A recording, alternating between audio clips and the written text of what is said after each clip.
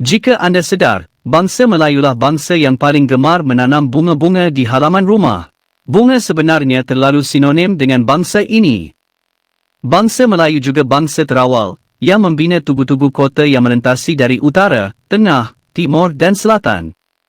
Begitu hebatnya tamadun agung Melayu itu. Sebuah video warganet Malaides, yang tanpa adanya bukti dan data, dengan sombongnya mengklaim bahwa piramida bawah laut yang ditemukan pada tahun 1986 oleh penyelam lokal bernama Ki Hachiro Aratake, diklaim sebagai piramida Melayu purba yang tenggelam puluhan ribu tahun yang lalu.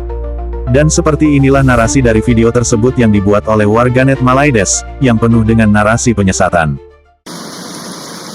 Di sekitar Laut Okinawa berdekatan Pulau Yonaguni, telah dijumpai sebuah struktur piramid menyerupai zigurat di dasar laut. Piramid ini terletak kira-kira 100 kaki ke dalam laut, serta mempunyai gerbang, tangga dan jalan berturap batu. Pakar mengatakan usia piramid ini berdasarkan ujian radiokarbon ialah kira-kira 8,000 tahun sebelum Masehi. Difahamkan peradaban Jepun ketika itu hanyalah dengan cara memburu binatang dan mengumpulkan makanan untuk sara diri. Peradaban piramid di Mesir bermula kira-kira 5,000 tahun selepas itu. Namun anehnya, siapakah yang membina piramid ini? Satu penemuan yang masih dirahasiakan oleh para pengkaji ialah tulisan mirip tulisan rencong telah ditemui di barat daya. Struktur itu terukir di Hall's Chamber di sebelah dalam piramid, yang merupakan akses denied. Atas sebab-sebab yang tidak munasabah oleh pihak-pihak tertentu, mereka yang menubuhkan kerajaan bunga di tebing-tebing pegunungan kerana itu istilah banjaran Himalaya masih kekal hingga ke hari ini. Mengenang bangsa gunung yang kuat lagi hebat dengan rajanya. Jika anda sedar, bangsa Melayulah bangsa yang paling gemar menanam bunga-bunga di halaman rumah. Bunga sebenarnya terlalu sinonim dengan bangsa ini. Bangsa Melayu juga bangsa terawal, yang membina tugu-tugu kota yang melintasi dari utara, tengah, timur dan selatan. Begitu hebatnya tamadun agung Melayu itu, yang hanya segelintir sahaja para pewaris di raja yang tahu. Ini belum lagi dibincangkan tentang sistem matawang mereka, kerana bangsa Melayu gemar berniaga dengan menggunakan emas. Tapi kemana semua perginya rekod-rekod agung ini? Kemana perginya senjata-senjata canggih Melayu? Adakah ia jauh lebih lebar dari kapal Laksamana Cheng Ho? Ada yang mengatakan rekod sejarah yang benar ini, semuanya selamat disimpan dalam arsip-arsip muzium yang terkenal di Eropah. Hal ini membuktikan bahwa warga Malaides khususnya mereka yang bertipe M, dapat dikatakan sangatlah rajin berhayal. Dengan ilmu cocoklogi, mereka dengan percaya dirinya mengklaim segala apapun, contohnya seperti video yang telah kita saksikan. Padahal hingga saat ini, tidak ada satupun arkeolog yang merilis temuan tulisan dalam piramid tersebut. Tetapi entah dari mana sumbernya, tiba-tiba warganet Malaides mengatakan, ada tulisan yang mirip dengan tulisan rencong, dan tulisan rencong pun diklaim sebagai Melayu, padahal tulisan rencong adalah tulisan suku yang ada di Aceh. Ini ibarat orang yang rajin berhayal serta berhalusinasi, yang akibatnya mengalami sakit jiwa. Maka terbukti sebuah rilisan kesehatan dari negara Malaides itu sendiri, yang menyatakan bahwa ada banyak warga Malaides yang sakit mental. Kerja yang paling sedap di dunia ni, inilah. Kerja asyik menghayal.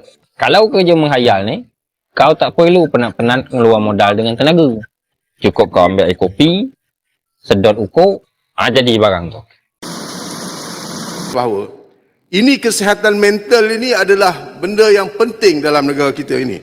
Semalam kami dibentangkan oleh Pusat Kecemerlangan ini bahawa anggaran beban ekonomi kita, kalau 2030 tidak dilaksanakan agenda yang berkesan, kita akan mengalami kerugian 1.7 bilion ringgit akibat daripada masalah kesihatan mental. Tuan Pengerusi, saya nak sebut, rakyat Malaysia, 3 orang rakyat Malaysia, seorang akan menghadapi masalah kesihatan mental. Saya, Tuan Pengerusi, Puan Pengerusi dan seorang lagi. Seorang tu kesihatan mental. Kita alhamdulillah sehat, tapi yang seorang tu berdepan dengan masalah kesihatan mental. Jadi itulah seriusnya masalah. Saya tak sentuh mana-mana, saya tunjuk gini ya. So, kita berdepan dengan masalah kesihatan mental. Dan dari video klaim yang dilakukan warganet Malaides tersebut, ternyata banyak orang-orang Malaides khususnya mereka yang bertipe M, yang dengan mudahnya percaya. Terlihat dari ragam komentarnya, yang seakan-akan kagum dengan narasi yang dipaparkan dari video tersebut. Ini semua sudah begitu sangat jelas membuktikan, bahwa orang-orang Malaides khususnya mereka yang bertipe M, suka sekali dengan dongeng dan hayalan serta halusinasi, walaupun itu belum jelas sumbernya didapat dari mana. Apalagi jika yang diangkat adalah cerita dongeng atau sebagainya, tentang sebuah kejayaan kaumnya, maka mereka pun akan terbang begitu bangganya. Sehingga ada tokoh di negara Malaides yang mengatakan, kalau orang-orang Malaides yang bertipe M, mudah tertipu dan bisa juga menjadi penipu. Tetapi dengan beberapa cara, orang-orang yang percaya sejarah suatu peradaban, walaupun tidak diverifikasi, tapi mereka bisa mudah percaya, asalkan itu menyanjung kehebatan kaumnya, maka akan ditelannya mentah-mentah, tanpa adanya verifikasi. Alam dunia sekarang ni banyak penipu. Dan cara mudah nak jadi penipu berjuta-juta, mungkin boleh berbilion-bilion. Inilah caranya. Berbanding dengan cara yang lebih susah. Kalau biasanya orang nak menipu juta-juta, kena ada apa? Kena ada tunjukkan bahawa kau ni kaya. Kena pakai Mercedes, BMW, 5 Series dan sebagainya. Kena ada rumah mewah, office canggih dan sebagainya. Kau boleh tipu juta-juta. Itu antara cara yang susah, tapi berjaya. Okay? Tapi ada satu cara lagi nak menipu yang lebih mudah. Iaitu, kau pakai serban. Kau pakai jubah. Okay? Kau pakai kereta buruk tak apa. Kereta buruk tak apa. Tapi, janggut kena ada panjang. Okay? Dan syarat ketiganya, kau kena hafal 25 hadis. Campur dengan ayat Quran 25. 50 cukup. 50 cukup. Dan cukup untuk engkau disanjung. Cukup engkau diangkat menjadi seorang yang ulama. Dan kalau engkau miskin pun tak apa. Dia humble. Dia humble. Tak ada masalah. Dia ni zuhud. Dia ni inna Allah. Kerana Allah. Dan nampaklah dia, kata orang tu, macam seorang yang alim dan menyampaikan sesuatu yang walaupun berulang-ulang dengan hanya 25 hadis dan 25 ayat Quran saja, maka dia boleh menyampaikan pada engkau konon-kononnya dia berilmu. Okey? Lepas tu bila dia minta kau duit semua, memang hebatlah. Memang kau akan serah sebanyak mungkin. Perlu diingat, orang Melayu memang ramai kena tipu. Orang Melayu suka kena tipu. Aku maaf cakap lah Lepas kena tipu 3 bulan lepas, 3 bulan akan datang, dia boleh tipu lagi. Okey? Sebab apa? Dia merasakan, itu dah kisah lama. Dia move on. Bila kena tipu, dia move on. Bila usaha dalam perjuangan nak berjaya, dia tak move on. Dia sedih, aku kena ni lah. Tapi bila dia kena tipu, dia boleh kena tipu lagi sekali. Piramida bawah laut Jepang, adalah sebuah formasi bebatuan raksasa di dalam laut, dikenal dengan Monumen Yonaguni. Formasi ini memiliki bentuk yang menyerupai piramida bertingkat, dengan teras, tangga, dan pilar. Namun hingga sampai saat ini, masih memicu perdebatan oleh para pakar arkeologi lainnya. Apakah ia buatan manusia, atau fenomena alam? Meskipun banyak para ahli menganggapnya sebagai karya alam, akan tetapi ada beberapa pihak yang meyakini bahwa Monumen Yonaguni adalah sisa-sisa peradaban kuno yang tenggelam.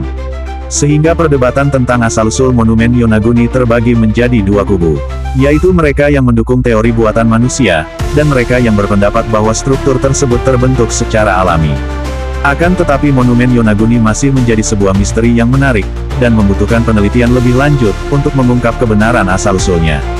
Meskipun klaim bahwa Monumen Yonaguni lebih tua dari piramida Mesir, namun perlu diingat, bahwa klaim tersebut masih kontroversial, dan membutuhkan bukti ilmiah yang lebih kuat untuk diverifikasi. Untuk itu klaim yang dilakukan warganet Malaides, sepertinya sudah sangat terjangkit dengan penyakit mental sindrom hayalisme, yang sulit untuk diobati. Cukup sekian video kali ini. Terima kasih. Sampai jumpa lagi.